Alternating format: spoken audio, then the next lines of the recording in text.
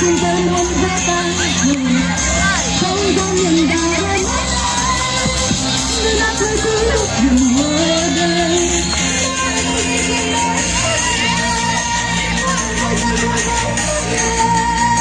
Có hương dung tình trái có mình đừng mong anh đã thấy Pleiku ơi. Cuộc đời trái không đây có mình nào em là thế thì cô ơi.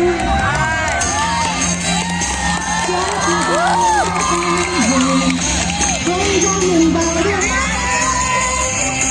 Pleiku đừng mơ đây.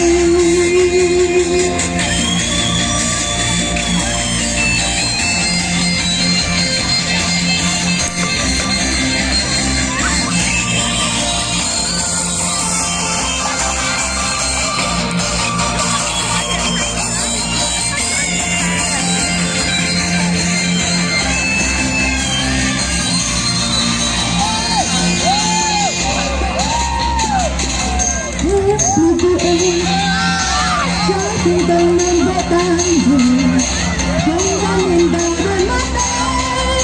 Em là Pleiku đừng mơ đây. Em là thế Pleiku ơi, trái tim ta nên vỡ tan rồi.